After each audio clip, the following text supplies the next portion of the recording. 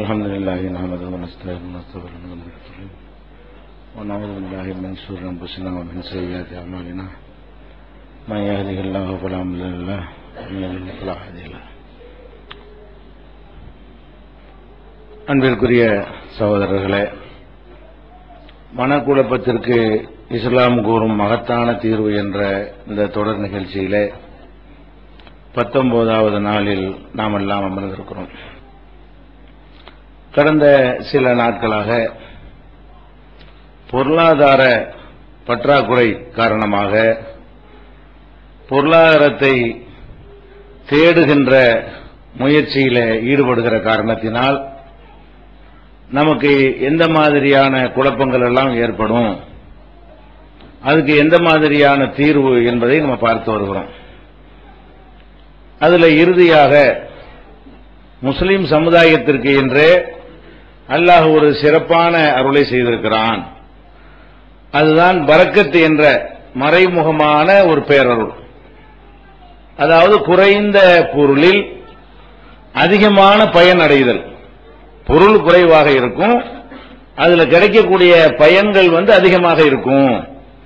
இதுதான் பரக்கத். அப்ப இந்த பரக்கத் என்ற ஒரு தனிச்சிறப்பு நம்ம சமுதாயத்துக்கு இருக்கிற காரணத்தினால் நமக்கு அளவு குறைவா இருந்தாலும், நமக்கு கிடைக்கக்கூடிய வருமானம் தொகை குறைவாக இருந்தாலும், அதிலிருந்து நம்முடைய தேவைகள் எல்லாம் நிறைவேறிவிட்டது என்று சொன்னால் அப்ப நம்ம குழப்பம் பண்ண வேண்டிய அவசியம் கிடையாது. ஒருத்தர் பெரிய தொகை கிடைக்கிறது, அவருக்கு அந்த தேவை அதுல நிறைவேறல. நமக்கு கம்மியான தொகை கிடைக்கிறது, அதுல நம்ம தேவைகள்லாம் நிறைவேறி விடுகிறது.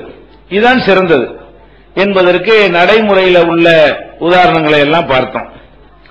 அதே மாதிரி நபிகள் நாயகம் ஸல்லல்லாஹு அலைஹி வஸல்லம் சொன்னார்கள், இந்த பரக்கத்தை அடைவதற்காக வேண்டி சில வழிமுறைகளை நீங்கள் கையாள வேண்டும். நம்ம சாப்பிடுறோம், சாப்பாட்டிலையும் ஒரு பரக்கத்து இருக்கிறது. அந்த பரக்கத்தை அடைவதற்கு என்ன செய்ய வேண்டும் என்று கேட்டால், சாப்பிட்ட உடனே விரல்களை எல்லாம் நல்லா சப்பி தட்டையெல்லாம் வலித்து என்ன செய்யணும், துடைத்து போட்டது போல கழுவி வைத்தது போல என்ன செய்யணும், சாப்பிடணும். அப்ப நபிகள் நாயகம் ஸல்லல்லாஹு அலைஹி வஸல்லம் சொன்னாங்க, ஒவ்வொரு உணவுலையும் பரக்கத்துன்னு ஒன்று இருக்கிறது. எந்த இடத்தில் எந்த உணவில் அந்த பரக்கத்து இருக்கிறது உங்களுக்கு தெரியாது. அதனால உணவு வைத்து விட்டீர்களே ஆனால் அதை முழுமையாக குறைத்து சாப்பிட்டு பழகி வந்தோம் என்று சொன்னால் அந்த உணவில் உள்ள பரக்கத்தை நம்ம அடைந்து விடுவோம். ஆனா இன்னைக்கு உணவு வீணாக்குற காட்சியெல்லாம் பாக்குறீங்க. சாப்பிடுறோம், மறுபடியும் சாப்பாடு தேவை என்று சொன்னால் ஒரு நம்ம நடைமுறையில் ஒரு பழக்கமே வைத்திருக்கிறார்கள், கொஞ்சம் வச்சுக்கிட்டு தான் சாப்பாடு மறுபடியும் வைக்கணுமா. சுத்தமா முடிச்சுட்டு என்ன செய்யக்கூடாது, மறு சாப்பாடு வைக்க கூடாதான். அப்ப என்னவாக, பாதி சாப்பாடை வச்சுக்கிட்டே மறு சாப்பாடு எடுத்து வைக்கிறது. கடைசியில எவ்வளவு நமக்கு உடம்புக்கு தேவை, வயிற்றுக்கு தேவை என்பது தெரியாம அதிகமாக வைத்து அதுல பாதியை சாப்பிட்டு விட்டு பாதியை கொண்டு கொட்டுறோம். அதுல பறக்கத்தெல்லாம் போறது நல்லா தெரியுது. பாதியை சாப்பிடுறோம், பாதியை கொண்டு கொட்டுறோம் சொன்னா அந்த உணவுல என்ன இல்ல, பறக்கத்து இல்ல, வீணாக்குறோம் என்பது விளங்குகிறது. அதனால நம்ம விரல்களை எல்லாம் சப்பி தட்டையெல்லாம் வலித்து சுத்தமா சாப்பிட்டோம் என்று சொன்னால் அந்த கடைசி அந்த ஒரு பருக்கையில கூட அந்த பறக்கத்தை எல்லாம் வச்சிருப்பான், அதுல நம்முடைய பசி அடங்கிடலாம். அப்ப சாப்பாடு என்ன செஞ்சிடும், மேல் வைக்க வேண்டிய தேவை இருக்காது. மனசு நிறைஞ்சி உடம்பு நிறைஞ்சி வயிறு நிறைஞ்சு விட்டது என்று சொன்னால் அப்புறம் தேவைப்படாது. இந்த மாதிரி எல்லாம் நமக்கு என்ன இருக்கிறது, பரக்கத்தை அடைந்து கொள்ள முடியும் என்றெல்லாம் ரசூல் ஸல்லல்லாஹு அலைஹி வஸல்லம் சொல்லி இருக்கிறார்கள். இதை நம்ம பார்க்கலாம். அதே மாதிரி நீங்க இந்த பரக்கத்தை அனுபவத்தில் நம்ம எல்லாம் இந்த ரமலான் மாசத்துல என்ன செய்யறோம், அடைந்து கொண்டுதான் இருக்கிறோம். நபிகள் நாயகம் ஸல்லல்லாஹு அலைஹி வஸல்லம் சொன்னாங்க, தஸஹரு, நீங்க எல்லாம் அந்த சஹர் நேரத்தில் சாப்பிடுங்க. ஃபைன்ன பிஸ்ஸுஹூரி பரக்கா, சஹர் சாப்பாட்டுல உங்களுக்கு பரக்கத்து இருக்கிறது. மற்ற சாப்பாட்டில் இருப்பதை விட இந்த சஹர் நேரத்து சாப்பாட்டுல என்ன இருக்கு, பரக்கத்து இருக்குதுன்னாங்க. அது அனுபவத்தில் பாக்குறோமா இல்லையா? நம்ம காலையில சாப்பிடுறோம், மற்ற நாட்கள்ல ஒரு 4 மணி நேரம் 5 மணி நேரம் தாக்கு பிடிக்குது. பகல் மறுபடியும் சாப்பிடுறோம். பகல்ல சாப்பிட்ட பிறகு அதுக்கப்புறம் 4-5 மணி நேரம் ஆன பிறகு ராத்திரியில் என்ன செய்யறோம், சாப்பிடுறோம். ராத்திரியில தூங்கிறதுனால மறுபடியும் சாப்பிடாம இருக்கிறமே தவிர முழிச்சிருந்தா அது 12க்கு 1 மணிக்குள்ள சாப்பிடுவோம். வழங்குதா, முழித்து கொண்டு இருந்தோம்னு சொன்னா. அப்ப அந்த ஒரு நாளைக்கு சாப்பிடுற சாப்பாடு 3 வேளை நல்லபடியா சாப்பிடுறோம். அது போக காலையிலையும் நல்ல வயிறு நிறைய லவு சாப்பிட முடியுது, பகல்லையும் சாப்பிட முடியுது, இரவுலையும் சாப்பிட முடியுது. நம்ம அனுபவத்தில் பார்க்கிறோம். சஹர் நேரத்தில் சாப்பிடுங்க, சாப்பாடு எடுக்கிற நேரமா அது? அந்த நேரமும் ஒரு அன்டைமா சாப்பாடு பழக்கம் இல்லாத நேரமா இருக்கா? தூங்கி எந்திரிச்சு தூக்க காலத்தில் உட்கார்ந்து எப்போதும் சாப்பிடுவதை விட குறைந்த அளவு தான் சாப்பிடுகிறோம். அப்ப குறைந்த அளவு சாப்பிடுறோம், அதுல இருந்து மறுபடி 13 மணி நேரத்துக்கு பிறகுதான் அடுத்தபடியாக சாப்பிடுறோம். அப்ப 4 மணி நேரம் 5 மணி நேரத்துக்கு தாக்கு பிடிக்கக்கூடிய ஒரு உணவு 13 மணி நேரத்துக்கு என்ன செய்கிறது? தாக்கு பிடிக்கிறது, பசிக்கிறதே இல்லை. அப்ப இந்த சஹருங்கிற அந்த உணவுல குறைவாகவும் சாப்பிடுறோம், சாப்பிடுற நேரமும் சரியான நேரமா இல்ல. அப்ப அந்த மாதிரியா சாப்பிடும் பொழுது 13 மணி நேரத்துக்கு நமக்கு தாக்கு பிடிக்கிறது என்று சொன்னால் அல்லாஹ் ஒரு தனியா ஒரு சிறப்பான ஒரு அருள் செய்யறான்னு அர்த்தம். முஸ்லிம் அல்லாத மக்கள் ஆச்சரியமா கேட்கறாங்கல்ல, எப்படி உங்களுக்கு இருக்க முடியுது? என்ன கேட்கறாங்க? நாங்கள் விரதம் இருப்போம். விரதம்டா என்ன, சின்ன டயத்துக்கு தான் இருப்போம். அந்த விரதத்துல எதுவுமே சாப்பிடாம இருக்க மாட்டோம். அப்படி கிடையாது. தண்ணி எல்லாம் சாப்பிட்டுக்குருவோம், ஜூஸ் எல்லாம் சாப்பிட்டுக்குருவோம், இந்த கறி மீன் இதான் தவிர்த்துக்குருவோம். இப்படி இருந்த எங்களுக்கு அது கஷ்டமா இருக்கிறது. நீங்க ஒரு சொட்டு தண்ணியை கூட குடிக்காம 13 மணி நேரம் 14 மணி நேரம் இருக்கிறீங்களா எப்படின்னு கேட்கிறாங்களே. அல்லாஹ் அந்த சஹர் உணவில் நினைஞ்சிருக்கிறான், ஒரு பரக்கத்து செய்திருக்கிறான். இத நபி ஸல்லல்லாஹு அலைஹி வஸல்லம் சஹர்ல பரக்கத்து இருக்குன்னு சொல்றாங்களே, இத கண்ணால் அனுபவிக்கிறோமா இல்லையா?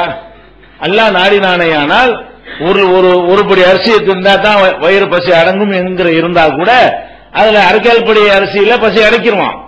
அல்லாஹ் நாடினான் என்று சொன்னால், அது பரக்கத்து செய்தான் என்று சொன்னால், அப்ப கொஞ்சம் கொஞ்சம் ஒரு பொருள் என்ன செய்யும், அதிகமான பயன்கள் அடைகிற ஒரு இருக்கிறது நம்பினோமையானால் பணம் கம்மியா இருக்குங்கிறதுக்காக வேண்டி நம்ம குழப்பம் வராது. சரி, அல்லாஹ் தந்துட்டானா, நமக்கு பொறுப்பேற்றுக்கிட்டான்ல, இதை கொண்டு நம்முடைய தேவை நிறைவேற்றுவான், இதை கொண்டு நம்முடைய எல்லா விதமான பிரச்சனைகளையும் தீர்த்து வைப்பான் அப்படின்னு நம்ப வேண்டும் என்பதையும் நபிகள் நாயகம் ஸல்லல்லாஹு அலைஹி வஸல்லமுடைய வழிமுறையிலிருந்து அறிந்து கொள்கிறோம். இது இந்த பணத்தொல்ல கஷ்டம் சிரமப்படக்கூடியவர்களுக்கு அறிந்து கொள்ள வேண்டிய அடுத்த விஷயம். அதே மாதிரி இந்த பணம் சம்பந்தமாக நமக்கு இருக்கிற இன்னொரு குழப்பம் என்னன்னு கேட்டா, கடன் வாங்கிடுவோம். சில நேரத்தில் தேவைக்கு பத்தலைன்னா சகிச்சு கொண்டு இருந்துடலாம். ஒரு தேவைக்காக வேண்டி ஒருத்தர் கடன் வாங்கிட்டோம்னு வைங்க, கடன் வாங்கி விட்டோம் என்று சொன்னால் அதை திருப்பி கொடுக்கணும் என்று நினைக்கக்கூடியவர்களுக்கும் மான மரியாதைக்கு முக்கியத்துவம் கொடுக்கக்கூடியவர்களுக்கு இது ஒரு பெரிய உறுத்தலாகவே இருக்கும். எந்த விதமான மானம் கட்டவங்களா இருக்கிறான், வாங்கிட்டு என்ன செய்யறான், நான் இப்ப வாங்கினங்க, அவனுக்கெல்லாம் உறுத்தாது. அவங்கதான் திருடுறது ஏமாத்துற மாதிரி அது கடன் வாங்கிட்டு மோசடி பண்ற அவனை விட்டு தெளிய வேண்டியதான். ஆனால் யாருக்கு உறுத்தலா இருக்கும் என்றால், நம்ம கடன் வாங்கிட்டோம், அவன் கேட்பான், நம்ம கொடுக்க முடியலன்னா வெக்கமா இருக்கு, அவனை பார்த்தா வேற பக்கம் ஒழிஞ்சிட்டு போறது, அவனை சந்திக்க வேண்டிய நிலை ஏற்படும் என்றால் அந்த மாதிரி சபைகளுக்கு செல்வதை தவிர்த்துக் கொள்வது, இந்த மாதிரி எல்லாம் இருக்கும். ஒரு கடையில கூட நீங்க கடன் கொடுத்துட்டீங்கன்னு சொன்னா வியாபாரம் நின்று போயிடும். கடன் இல்லைன்னீங்கன்னா தொடர்ச்சி வியாபாரத்துக்கு வந்துட்டு இருப்பாங்க. கடன் கொடுத்தீங்கன்னு சொன்னா இந்த கடனை தரணுமேங்கிறதுக்காக வேண்டி தர முடியலன்னு வைங்க, காசு இருக்கும்போது வேற கடையில் வாங்கிட்டு போயிடுவான். காசு இருக்கு சார், கடன்ல தந்திருக்கோம், அங்க போய் வாங்குவோம் அப்படின்னு நினைக்க மாட்டாங்க. இந்த கடன் கொடுக்கணுங்கிறக்கா என்ன செய்யறது, வேற கடையில் வாங்கிட்டு போறது. அப்ப கடன் கொடுத்தா அது ஒரு கடன் தந்திருக்கான அவன் தான் நம்ம வியாபாரம் பண்ணணும் அப்படின்னு நினைப்பு வர மாட்டேங்குது. ஏன்னு கேட்டா, அந்த கொடுக்க முடிய இயலாமை என்று வரும் பொழுது அது நம்மளை எல்லாரையும் பாதிக்கிறது. நல்ல இறையச்சம் உடையவனுக்கு, ஒரு ரோசத்தோட மானத்தோட வாழக்கூடியவர்களுக்கு பாதிக்கிறது. இது பாதிக்கத்தான் செய்யும். கடன்கிறது ஒரு பெரிய விஷயம் தான். ஆனால் நபிகள் நாயகம் ஸல்லல்லாஹு அலைஹி வஸல்லம் அவங்க அதற்காக வேண்டி நமக்கு ஒரு பாதுகாப்பு கவசத்தை நெஞ்சிருக்கிறாங்க, ஏற்பாடு செஞ்சு தந்திருக்கிறாங்க. முதலாவது இந்த கடன் பிரச்சனைக்காக வேண்டி இந்த கடன்ல மாட்டிக்கிற கூடாதுன்னு சொல்லி அல்லாஹ்விடத்தில் நம்ம அடிக்கடி பிரார்த்தனை செஞ்சுக்கிட்டே இருக்கணும். எத்தனை விஷயத்துக்கு நம்ம என்ன செய்யறோம், பிரார்த்தனை செய்யறோம். யாராவது எனக்கு கடன் இல்லாம ஆக்கி வைப்பாயாங்கிறதுக்கு ஒரு முக்கியத்துவம் கொடுத்து பிரார்த்தனை பண்றோமா? பிள்ளைய கூட ரிஸ்க் கூட அதை கூட இதை கூட இப்படிலாம் கேட்கிறோமே தவிர வீட்டை கூட காரை கூட கேட்கிறோம். இறைவா, நான் யார்ட்டையும் கடன் வாங்கிடக்கூடாது, கடன் வாங்கக்கூடிய துன்பத்திலிருந்து என்ன செய்யணும், நீ காப்பாற்ற வேண்டும் அப்படின்னு நம்ம கேட்க மாட்டோம். ஆனா நபிகள் நாயகம் ஸல்லல்லாஹு அலைஹி வஸல்லம் அவங்க அன்றாடம் தொழுகையில ஓதுவதற்கு கற்றுத்தந்த துஆவுல கூட அல்லாஹும்ம இன்னி அஊது பிக மினல் மஹ்சமி வல் மக்ரமி, இறைவா பாவத்தை விட்டு உன்னிடத்திலே பாதுகாப்பு தேடுகிறேன், கடனை விட்டு பாதுகாப்பு தேடுகிறேன். அப்ப பாவத்திலிருந்து எப்படி பயந்து ஓடுறதுக்கு அல்லாஹ்ட்ட பாதுகாப்பு தேடுறோமோ அந்த மாதிரி எதுலையும் பாதுகாப்பு தேடுறேன். எல்லாம் கடனாளி ஆக்கிறாத, கடன் பட்டவங்க என்ன செய்யணும் ரெண்டாவது வச்சுக்கிறோம். முதல்ல இந்த கடன் வராமல் இருக்க வேண்டும் என்றால் அன்றாட என்ன செய்யணும், நம்ம அல்லாஹ்விடத்துல கடன்ல இருந்து பாதுகாப்பு தேடிக்கிட்டே இருக்கணும். அப்ப இதை அதிகமாக எந்த அளவுக்கு கேட்டா, இப்படி ரசூலுல்லாஹ் துஆ செஞ்ச உடனே ஒரு தோழர் எழுந்து கேட்கிறார். என்ன கேட்கிறாருன்னா, மா அக்ஸர மா தஸ்தஈது மினல் மக்ரம், கடன்ல இருந்து இப்ப அதிகமா பாதுகாப்பு தர்றீங்களே, அதனால அவ்வளவு பெரிய மேட்டராண்டு ரசூல் ஸல்லல்லாஹு அலைஹி வஸல்லம் கேட்கிறாரு. நீங்க கடன் தொல்லை வரக்கூடாதுன்னு ரொம்ப அதிகமா பாதுகாப்பு தர்றீங்களே, கடனாளி ஆக்கிறாது அல்லாஹ், என்ன கடன்காரன் ஆக்கி விட்டுறாது, அதுல இருந்து காப்பாத்துன்னு சொல்லி பெரிய பயங்கரமான ஒரு விஷயத்துக்கு தானே அப்படி கேட்போம். ரொம்ப பாதுகாப்பு தேடுறாங்க ரசூல் ஸல்லல்லாஹு அலைஹி வஸல்லம். அதை பார்த்துட்டு அவர் கேட்கிறாரு, ஏன் அதிகமாக நீங்க கடன்ல இருந்து பாதுகாப்பு தர்றீங்க? அப்ப ரசூல் ஸல்லல்லாஹு அலைஹி சொல்றாங்க, கடன் காரணம் சொல்றாங்க, இன்னர் ரஜுல இதா கரம, அதாவது கடன் வாங்கி விட்டான் என்று சொன்னால் பேசும்போது பொய் பேசுவான். முதல்ல கடன் வாங்கிட்டான்னு வைங்களேன், நாளைக்கு தரேன்னு வாங்கிடுவான். நாளைக்கு என்ன செய்வான், அதுக்கு ஒரு பொய். நாளை கழிச்சு அதுக்கு ஒரு பொய், நாளை கழிச்சு தர்றேம்மா, அடுத்த வாரம் தர்றேம்மா. அப்ப ஒவ்வொன்றுக்கு என்ன செய்வான், பொய் சொல்லி என்ன செய்வான், நிறைய பொய் சொல்லக்கூடியவனா இருப்பான். வாக்குறுதியை கொடுத்து மீறுவான், பேசிட்டு பொய் சொல்லுவான், வாக்குறுதியை கொடுத்துட்டு மீறுவான். அப்ப இந்த கடன்கிறது கடன் பிரச்சனையா மட்டும் நீங்க பார்க்க கூடாது. ஒரு மனிதனை வாக்கு நிறைவேற்றுவதை தடுக்கக்கூடியதும் அவனை பொய்யனாக அதிகமான பொய் சொல்லக்கூடியவனாக ஆக்குவதும் இந்த கடனால் ஏற்படுகிறது. ஒரு நல்ல மனிதன் பொய்யனாக இருக்கக்கூடாது. ஒரு நல்ல மனிதன் நல்ல முஸ்லீம் வாக்குறுதியை நிறைவேற்றுவனாக இருக்க வேண்டும். அப்ப இந்த ரெண்டுமே ஈமானுக்கு அடையாளம். இன்னும் சொல்ல போனா இந்த முனாஃபிக்குங்கறாங்கல்ல, முனாஃபிக்குன்னா யாரு, உள்ளத்துல ஒண்ணு வச்சு வெளியே வேற ஒண்ணு வைக்கிறவனுக்கு பேர் முனாஃபிக்கும்பாங்க. மூமின் என்று மக்கள்கிட்ட சொல்லிக்கிடுவாங்க, உள்ளத்துல ஈமான் இருக்காது. அவங்க மக்கள்கிட்ட போனா நான் உங்களை சேர்ந்த ஆளுக்குங்கிறது, இங்க உங்களை சேர்ந்த ஆளுக்குங்கிறது, இப்படி முனாஃபிக்குன்னு ஒரு கூட்டம் இருந்தாங்க. நபிகள் நாயகம் ஸல்லல்லாஹு அலைஹி வஸல்லம் சொன்னாங்க, இந்த முனாஃபிக்கு 3 அடையாளம் இருக்குது. 3 அடையாளம் என்ன, இதா ஹதஸ ஃபகதப, பேசுனா பொய் சொல்லுவான். வைதா வஅத ஃபஅஹலப, அவன் வாக்குறுதி கொடுத்தா அதை மீறுவான். வைதா துமின கான, நம்பி ஒப்படைக்கப்பட்டா மோசடி செஞ்சிருவான். இதுதான் முனாஃபிக்கு அடையாளம்.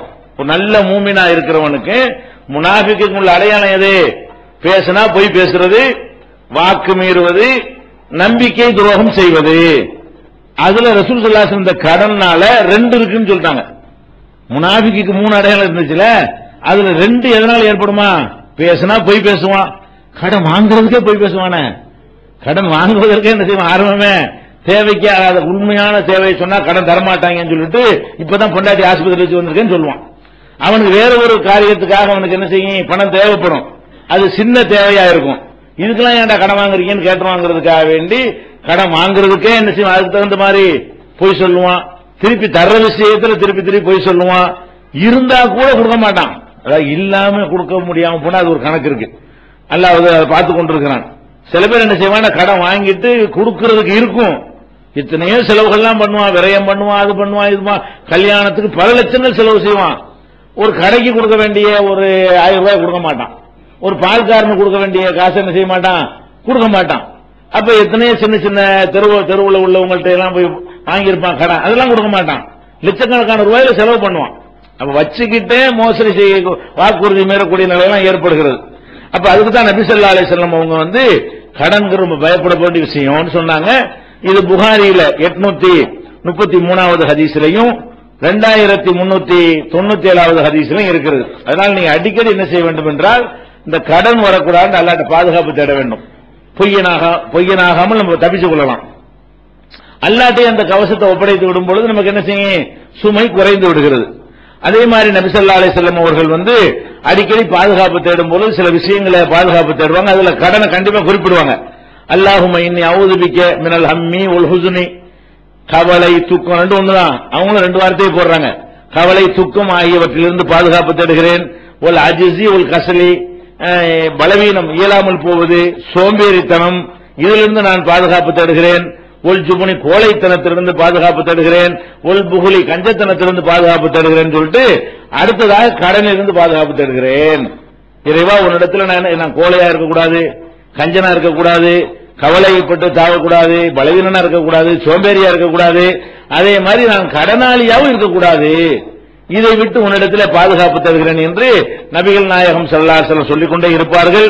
இது புகாரியில 6399வது ஹதீஸ்ல இடம்பெற்றிருக்கிறது. அப்ப முடிஞ்ச கடன்ல இருந்து இப்ப பாதுகாப்பு தேடுறோமோ, அப்ப ஒரு முழு மன ரீதியாகவே நம்ம கடன் வாங்குவதை தவிர்க்க நினைக்குவோம். நம்முடைய பலவீனம் என்ன இருக்கு, உங்கள்ட்ட காசு வச்சு ஒரு பொருளை வாங்க நினைக்கிறேன்னு வைங்களேன், தேவை இருந்தா தான் வாங்குவீங்க. ஒரு பொருளை வாங்க போறீங்க, கையில காசு இருக்குது, அதை வாங்கும்போது என்ன செய்வீங்க? காசு கொடுத்துட்டு வாங்குறதா இருந்தா அது இது தேவையா? அது வாங்கிட்டோம்னா நாளைக்கு வேற ஒரு செலவுக்கு வருமே, இதை வச்சுதான் ஒரு மாசத்தை ஓட்ட வேண்டி இருக்கிறது, வேற வேற பிரச்சனைகள்லாம் இருக்குதுன்னு சொல்லி அதை விட மிச்சமா இருந்தா வாங்கிடுவீங்க. இல்ல சரியா வராதுன்னா பேச பாக்கெட்ல வச்சு அடுத்த நாள் பாத்துக்கணும் வந்துருவீங்க. கடன் தர்றான்னு வைங்க, ஒரு பொருள் கடன் இல்லாட்டா வாங்குவீங்க. கொடுக்க இயலும் அதெல்லாம் கவலை கிடையாது. ஏசி வாங்கிற கடன், பிரிச்சு கடன் இருக்கிறவங்களேன், இந்த ஏசி வாங்கின கெப்பாசிட்டி இருக்கா, அது திருப்பி கொடுக்க இயலுமா? ஏசி வாங்கினா 20,000 30,000 வேணுமே. நம்ம வாழ்க்கை செலவு சாப்பாட்டுக்கு சரியா ஓடிக்கிட்டு இருக்கும் பொழுது 30,000 எந்த காலத்துல நம்ம கொடுக்க போறோம்? அப்ப கொடுத்தோம்னு சொன்னா அது வாழ்க்கை செலவுக்கு பத்தாம போயிருமே, அதுக்கப்புறம் கரண்ட் பில் அதிகமா வருமே, அதுக்கப்புறம் செலவுலாம் வருமே என்றெல்லாம் கணக்கு பண்ணி காசு கொடுத்து வாங்கல யோசிக்கிறோம். கடனா கிடைச்சுன்னு சொன்னாலேயே தேவையை விட ஜாஸ்தியா வாங்குவோம், தேவையில்லாததெல்லாம் வாங்குவோம். ஒரு 10 கிலோ வாங்குற இடத்துல 20 கிலோ வாங்கி போடுவோம். காசு கொடுத்து வாங்கினா அப்ப என்ன விளங்குறோம்? கடன் தான் ஓசி மாதிரி. என்ன மேட்டர் நினைச்சுக்கிறோம்? கடன் தானே. ஆனா நம்ம கொடுக்க போறோம், விட போறது இல்லாம. அப்ப இந்த கடன் என்பது ஒரு பெரிய ஒரு எந்த அளவுக்குன்னா கிரெடிட் கார்டு கை வச்சுக்கிட்டு என்ன செய்யறாங்க? அந்த கிரெடிட் கார்டு என்னைக்கு வந்துச்சோ அன்னைக்கு தான் குடும்பங்கள்ல பொருளாதார நெருக்கடியும் பொருளாதார சிக்கலும் என்ன செஞ்சிருக்கு? அதிகரித்து இருக்கிறது. இந்த காலை கையில வச்சுக்கிறாங்களா, பாக்குற பொருள் எல்லாம் வாங்குறது. ஏன்? 45 நாளைக்கு கடன் தர்றான்ல, கையில காசு வச்சுக்கிற வேண்டியது இல்ல. 45 நாளைக்கு என்ன செய்யறதுக்குள்ள இந்த வட்டி இல்லாம கடன் தர்றான். அதனால என்ன செய்வோம்? கிரெடிட் கார்டை கொடுக்க வேண்டியது, 10,000 ரூபாய் பில்ல போட வேண்டியது. அது பெருமை. பந்தாவை என்ன செய்யற கார்டை வச்சுக்கிட்டு கார்டை எடுத்துக்கிறீங்களா அப்படின்னு சொல்றது எல்லாம் பெருமை.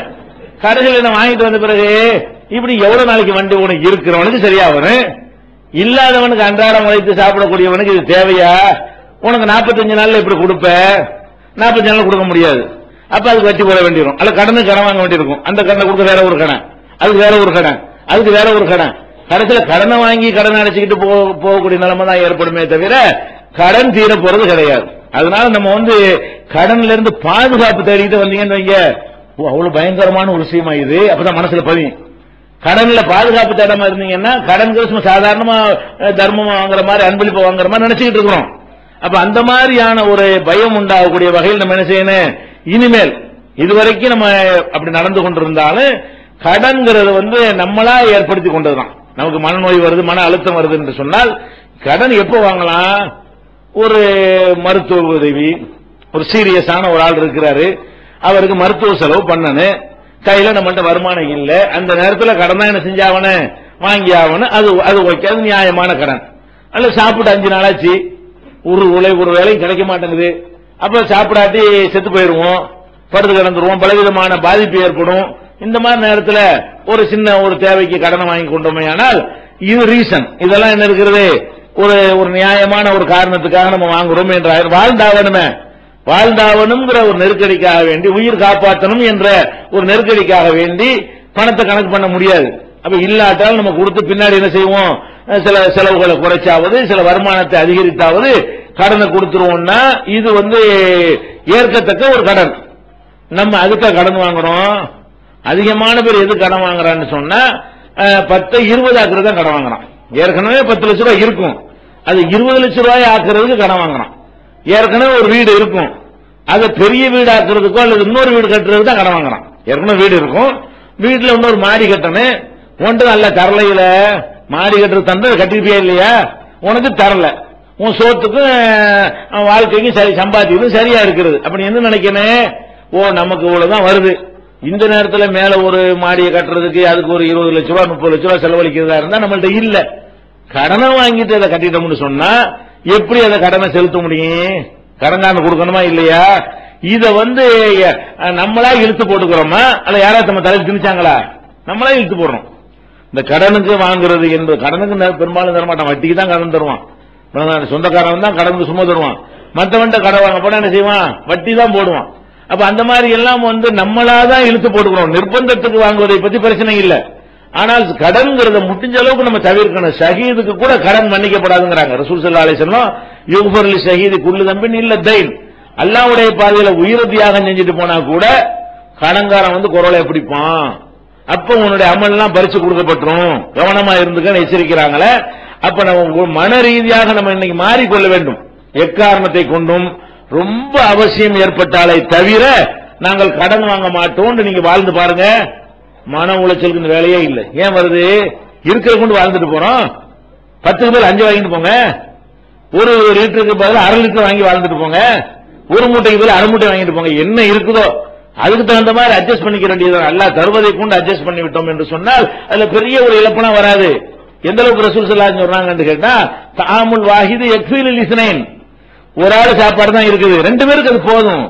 மனசு மட்டும் கொஞ்சம் வச்சோம் என்று சொன்னால் ஒருவருடைய உணவு, ஒரு ஆளுக்கு உணவு இருக்குது, காசு கடன் வாங்க வேண்டியிருக்கா, ஒரு ஆளுக்கு தான் சாப்பாடு இருக்கா, ஆளுக்கு போதே சாப்பிடுவோம். இதுல என்ன செத்தா போயிட போறோம்? அப்ப ஒரு ஆளுடைய உணவு 2 ஆளுக்கு போதும், 2 ஆளுடைய உணவு 4 ஆளுக்கு போதும் என்றெல்லாம் நபிகள் நாயகம் ஸல்லல்லாஹு அலைஹி வஸல்லம் எதுக்கு சொல்லி தர்றாங்க? இருக்கிறத கொண்டு நிறந்து வாழ பாருங்க. கடன் வாங்கி கொண்டு வாழ்வதற்கு மூத்தா போயிட்டோம்னா நம்ம அமலை கொண்டு கொடுக்க முடியுமா அவனுக்கு? நம்ம கடன் வாங்கியவனாக நம்ம மரணித்து விட்டோம் என்று சொன்னால் நம்முடைய அமல் அவனுக்கு போயிருமே, அவன் பாவத்தை நம்ம சுமக்க வேண்டி இருக்குமே என்று மறுமையை அடிப்படையாக வைத்து சிந்தித்தாலும் அது நல்லதில்லை. உலகத்தில் நீங்க சிந்தித்தாலும் நீங்க கஷ்டம் அதிகமா தான் படுவீங்க. கடன் வாங்கி விட்டீர்களேயானால் கடன் வாங்காம இருக்கும் பொழுது இருக்கக்கூடிய ஒரு நிம்மதி கடன் வாங்கணும் இருக்கவே இருக்காது. எந்த ஒரு கட்டத்திலையும் அல்லாஹ் நம்மளை ரொம்ப நெருக்கடிக்கு தள்ளினாலே தவிர நாங்க கடன் வாங்க மாட்டோம் அப்படிங்கறதுல நம்ம உறுதியாக இருக்க வேண்டும். இது அப்பதான் நம்ம நாளைக்கு இந்த மாதிரி பிரச்சனை வராம இருக்கும். அதே நேரத்தில் கடன் வாங்கிட்டோம் என்று சொன்னால் அதுக்கான நம்ம அழட்டிக்கிற வேண்டியது கிடையாது. நபிகள் நாயகம் ஸல்லல்லாஹு அலைஹி வஸல்லம் அவங்களும் கடன் வாங்கி இருக்கிறாங்க. எதுக்கு வாங்கி இருக்கிறாங்கன்னு கேட்டா, ஒரு வீட்டை 2 வீட்டாக்குறதுக்கு வாங்கல. எதுக்கு வாங்கி இருக்கிறாங்க? அவங்களுடைய கடைசி காலம், கடைசி நேரத்தில் வீட்டில் சாப்பாடு ஒண்ணுமே இல்ல, அரசாங்கத்தில் கஜானாவில் எவ்வளவு இருக்கிறது, கேட்கிற ஆளுக்கும் அள்ளி அள்ளி கொடுக்குறாங்க, அது அவங்க எடுக்க மாட்டாங்க.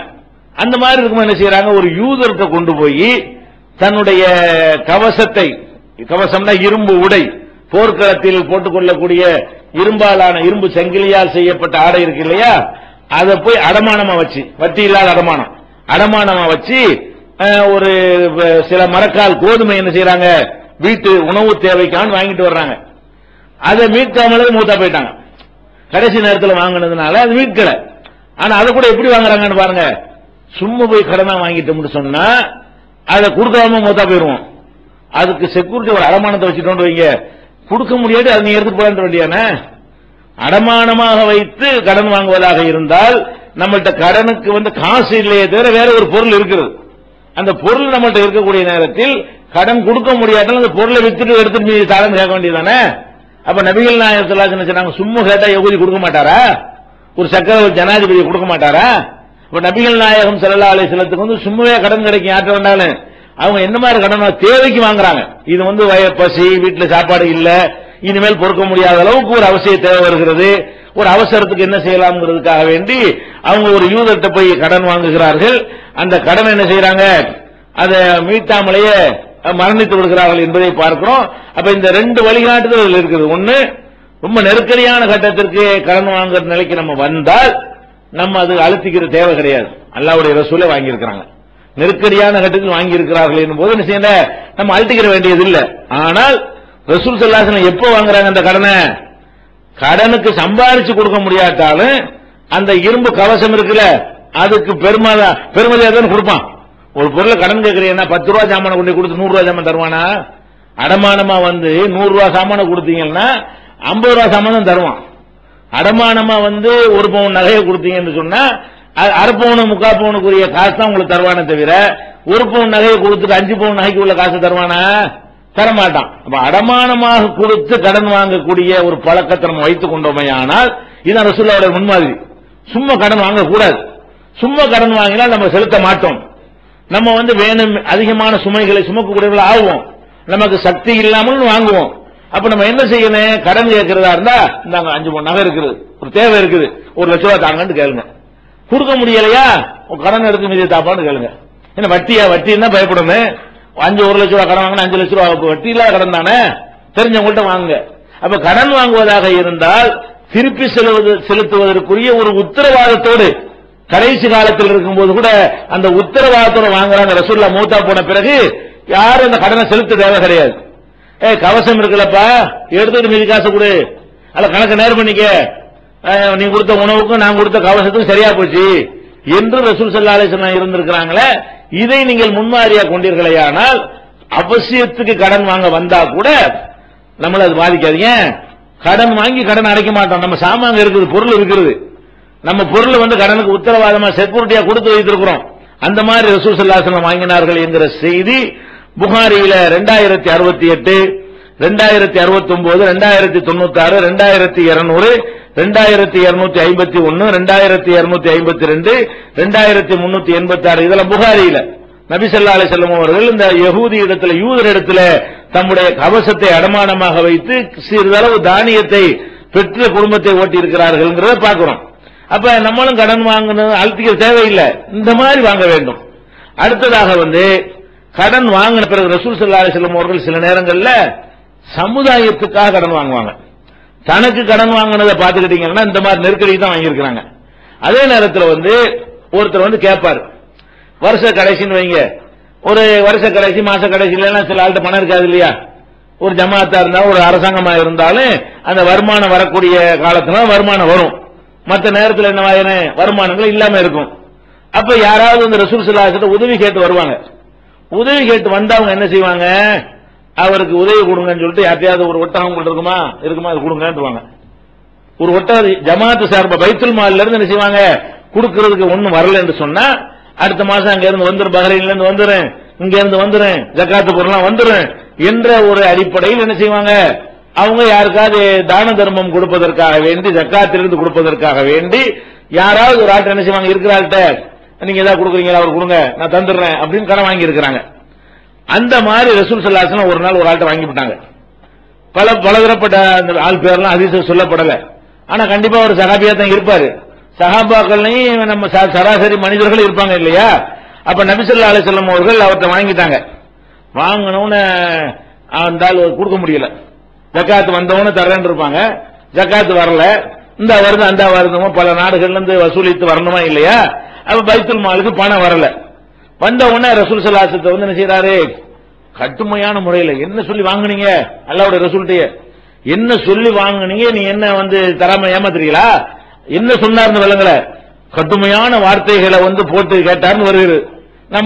நம்ம ஊகம் பண்ணிக்கிற வேண்டியதான். கடுமையான வார்த்தைகளை சொல்லி அல்லாஹ்வுடைய ரசூல்கிட்ட கொடுத்த கடனை திருப்பி கொடுக்கல என்று சொன்னா நெருங்கிய நண்பனா நகமும் சதையுமா இருந்தாலும் இப்படிதான் பேசுவாங்க, நல்லா விளங்கிடணும். அல்லாஹ்வுடைய ரசூல்கிட்ட இப்படி பேசினாங்கன்னு சொன்னா வாங்கின கடனை கொடுக்கலன்னு வைங்க, அந்த மரியாதை அப்படி போயிடும். நம்ம இவ்வளவு பழகிட்டு இருந்தான், புருஷன் அவன் சட்டை நம்ம போட்டு நம்ம சட்டை அவன் போட்டுட்டு இருந்தா இப்படி இருந்தா மாடான்னு சொல்லிட்டு நம்ம நினைப்போம். ஆனா கடன் கொடுத்தவன் டக்குன்னு அப்படி மாறிக்கிடுவான். நீங்க வாங்கினாலும் கொடுத்தாலும் இருக்கிற காரணத்தினால உங்களை அப்படி கீழே தள்ளிடுவான், கொடுத்ததுனால அவன் தன்னை உயர்வாக நினைத்துக் கொள்வான். அப்படி நினைச்சு என்ன செய்யறாங்க, கடுமையான முறையில் கேட்டவன எந்த அளவுக்குன்னா கூட இருந்த சஹாபாக்களுக்கெல்லாம் புடிச்சு சாத்தலாமான்னு கோவம் வருது. அப்பனா என்ன மாதிரி கேட்பாரு பாத்துக்கிறேங்க. இந்த ஆளு அது எப்படி சபையில வச்சு கேட்கிறான்னு வந்தது, அந்த கடனை கேட்கிறாங்க ரசூலுல்லாஹ் தனியா போய் பார்த்து கொஞ்சம் கடுமையா கேட்டா கூட யாருக்கும் தெரியாம கேட்டா கூட பரவாயில்ல. இந்த மாதிரி சபையில உட்கார்ந்து இருக்கும்போது என்னங்க நீங்க கடன் வாங்கி தரீங்களா இல்லையா, எத்தனை பேரும் உங்களை அலைகிறது அப்படி சொல்லியிருப்பாரு. என்னமோ ஒண்ணு சொன்ன உடனே இருக்கிற ஆளுக்கெல்லாம் கோவம் புறா நாட்டுற மாதிரி கோவம். சஹாபாக்கள் ரசூலுல்லாஹ்ட்ட பேசுவியா அப்படின்னு சொல்லி சொல்றாங்க. அப்ப நபி ஸல்லல்லாஹு அலைஹி வஸல்லம் என்ன செய்றாங்க, தௌஹு விடுங்கள், அவரை விடுங்கள். ஃபஇன்னலி சாஹிபில் ஹக்கி மகாலன், கடன் கொடுத்தவருக்கு இப்படி பேச உரிமை இருக்கிறது. கடன் கொடுத்தா அப்படின்னு பேசுவாங்க. நானும் சைஸுக்கு நான் வாங்கிட்டேன், என்ன இருந்தானே நான் வாங்கிட்டா அவர் கொடுத்தவர் ஆகிட்டாரு அப்படித்தான் பேசுவாரு. அப்ப நம்ம கடங்கான ஒளியிறமே அதெல்லாம் மனக்குழப்பம் வருது. ரெண்டு திட்டினா திட்டு போறான்னு குழப்பம் வருது. நீ கடன் வாங்கிட்டிய மூஞ்சில முடிஞ்சா அதை கேட்பான், கேட்டு போறான், அவங்க வாங்கிட்டோமா இல்லையா கேட்டுட்டு போறான். ரசூல் ஸல்லல்லாஹு அலைஹி வஸல்லம் எப்படி லைட்டா எடுத்துக்கொண்டார்களோ, கடனை வாங்கிட்டாங்க, எதனால உங்களுக்கு மன அழுத்தம் வருது, ஒளியறதுனால வருது, கடன்காரனை தவிர்க்கிறதுனால வருது. வாங்கணும் வாங்கிட்டீங்க, ஏன் ஒளியணும், சராசரியா எப்போதும் போல ஒளிஞ்சா தானங்க பஞ்சாயத்து வருது. ஒளிஞ்செல்லாம் நிம்மதி இருக்காத, அவன் பாத்துருவான் இவன் பாத்துருவான் சொல்லி கொடுத்துருவான் அப்படின்னு சொல்லி நினைச்சீங்கன்னாலேயே நிம்மதி போயிடும். நீங்க கடனை வாங்கினா சாதாரண ஒரு முன்னாடி வர வேண்டியது, திட்டுவாருன்னு தெரிஞ்சுக்கிட்டே வர வேண்டியது, எதிர்பார்த்து போயிருங்க. திட்டவும் செய்வாரு, எல்லாத்தையும் கேட்டுக்கிட்டு ரசூலுல்லாஹ் சொல்லி இருக்கிறாங்க, நான் உங்களை எதிர்த்துலாம் பேச தயாரில்ல, கண்டிப்பா நான் தந்துருவேன், மனிதனுங்கிற முள்ள எனக்கு ஏழல எப்படி தந்துருவேன்னு சொல்லுங்க. அப்ப என்ன செய்வாரு, எத்தனை திட்டுவாரு. அப்ப உங்களுக்கு அவரை சந்திக்க பேஸ் பண்ண நீங்க ரெடின்னு வந்துட்டீங்கன்னு சொன்னா கடன் என்பது யாருக்கும் அர்த்தம் கிடையாது. வாங்காம இருங்க, முடிஞ்ச அளவுக்கு அவசியத்துக்கு வாங்குங்க, அடமான வச்சுட்டு வாங்குங்க. அப்படி இல்லாம வாங்கி விட்டால் கூட ஓடி ஒளியாதீங்க. ஓடி ஒளிகிற காரணத்தினாலதான் என்ன வருது, நமக்கு மன அழுத்தம் வருகிறது. நேரம் அவர் 2 திட்டு திட்டினா அவருக்கு இறங்கி போயிருங்க. கடன் கொடுத்த ஆளுக்கு 2 திட்டுனாரு வைங்க, திட்டிட்டு செய்யாரு, சரி திட்டி பிடிச்சாரு, அடுத்த மாசம் கொடுக்குறாரு.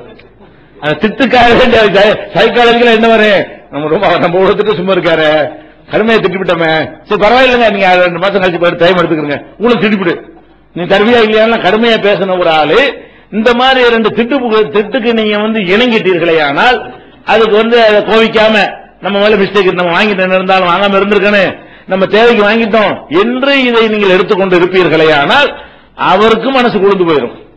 ஒளிஞ்சாதான் வீடு வரைக்கும் தேடி கத்துவான்.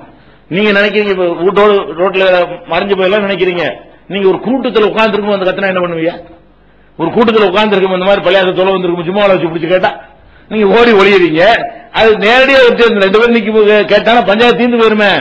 அப்ப இந்த ஓடி ஒளிகிறது தான் பஞ்சாயத்து. கடன்ல மேட்ரு எங்க வருதுன்னு கேட்டா ஓடி ஒளி, ரசூலுல்லா ஓடி ஒளியல, ஓடி ஒளிகிறது மாத்திரம் இல்லாம இன்னலி சாஹிபியல் ஹக்கு மகாலன், கடன் கொடுத்தவருக்கு பேசக்கூடிய உரிமை இருக்கிறது. அப்ப அவர் உரிமைப்படி பேசுகிறார், நீ திருப்பி நினைக்கிறாரு, அதே மாதிரி நம்ம பேசிடக்கூடாது. அவன் கொடுத்தோம், நம்ம வாங்கிட்டோம், கை நீட்டி வாங்கிட்டோம், என்ன இருந்தாலும் கொடுத்தவன் பேசுறான்னா நம்ம என்ன செய்யணும், சகித்துக் கொள்ளணும். சண்டையாவது வருமா? இதனால சண்டை வராது. அப்ப அது சொல்லிட்டு என்ன செய்யறாங்கன்னா, சும்மா கால பிறகு சொன்னாங்க, இவர்கிட்ட ஒரு ஒட்டகம் வாங்கியிருந்தேன், அந்த வயசுடைய ஒட்டகமா பார்த்து வந்துருச்சு.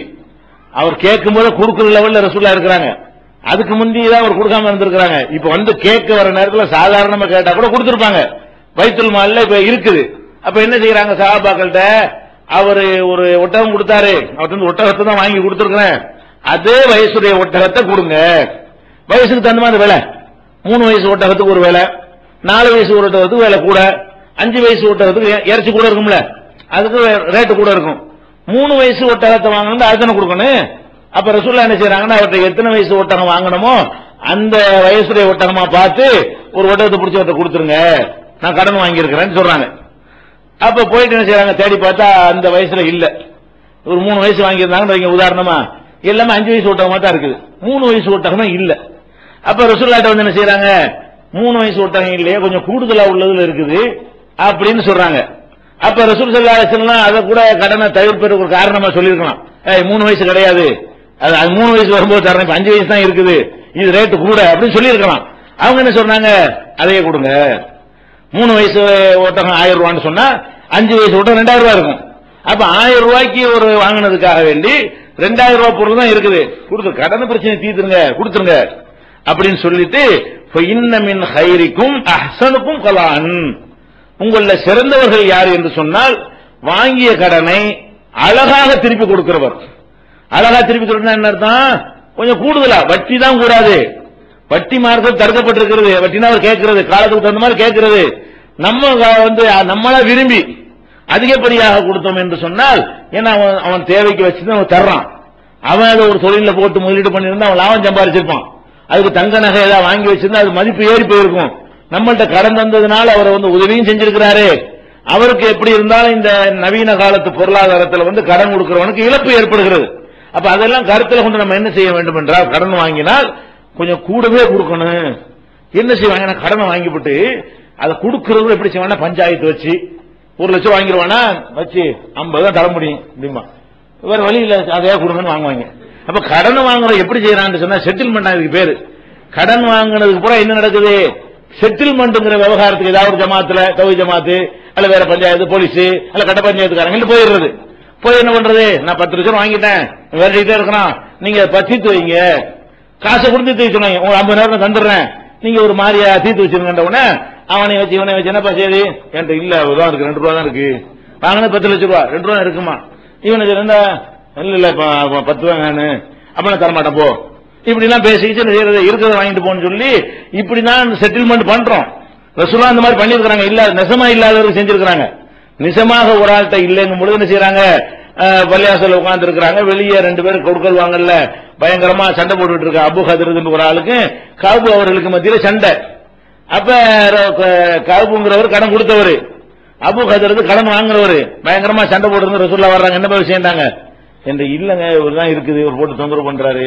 அப்ப ரசூலுல்லாஹ் என்ன பண்றாங்க, இந்த கஅபை நோக்கி இப்படிங்கிறாங்க, ஒரு விரலை காட்டி இப்படி பாதி வாங்கிக்கிறியாண்டு, சரிங்க அப்படிங்கிறாரு.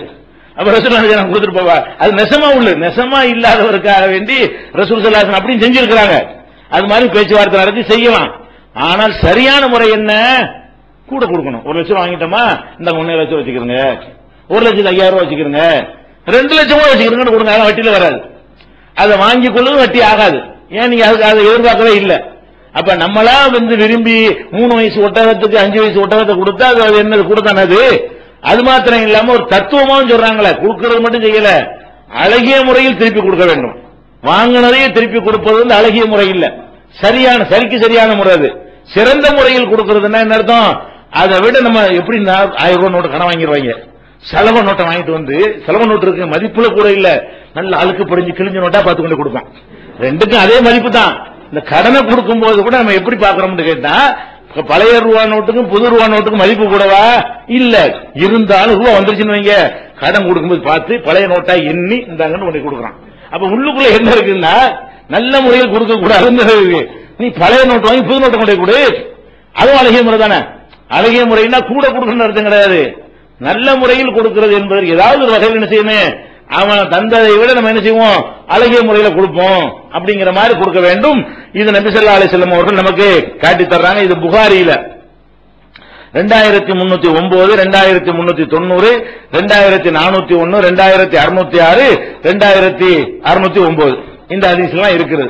அப்ப இதை அடிப்படையாக வைத்து கடன் தொல்லை உங்களை வந்து அழுத்துமையானால் இதை உங்க வாழ்க்கையில கடைப்பிடிச்சு பாருங்க.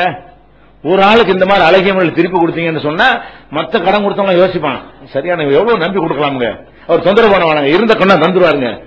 அப்படி யாருமே இல்லையா? இருந்துச்சுன்னா தேடி கொண்டா தரக்கூடிய ஆள், அவரு நல்லபடியா திருப்பி தருவாரு, செட்டில்மெண்ட் பண்ண சொல்ல மாட்டாரு அப்படிங்கிற ஒரு பேர் வந்து உங்களுக்கு என்ன ஆயிரும், மன அழுத்தம் இருக்காது, உங்களுக்கு வளர்க்க மாட்டாங்க. அப்ப இந்த மாதிரியான கடன் தொல்லைகள் எல்லாம் நம்மளாகத்தான் உருவாக்கி கொள்கிறோம். அதனால முடிஞ்ச அளவு கடனை தவிர்ப்பதன் மூலமாகவும், கடன் வாங்கிவிட்டோம் என்று சொன்னால் அவனை பேஸ் பண்ணுங்க, நேருக்கு நேரம் எதிர்கொள்ளுங்க, சந்திங்க, முகத்துக்கு நேரம் அவன் ரிக்வெஸ்ட் கேளுங்க, ஒரு டைம் கொடுப்பான்னு சொல்லி திட்டுதான் செய்வான். கொடுத்தவன் திட்டு நீங்க கொடுத்தாலும் திட்டுதான் செய்வேன். அது ரசூல் ஸல்லல்லாஹு அலைஹி வஸல்லம் சொல்லி தரக்கூடிய பாடம். அப்ப இந்த மாதிரி ஒரு அடிப்படையை நம்ம என்ன செய்யணும், வைத்துக் கொள்ள வேண்டும். இதெல்லாம் பொருளாதாரம் சம்பந்தப்பட்ட ஒரு விஷயம். நிறைய பிரச்சனைகள் பார்க்க வேண்டி இருக்குது.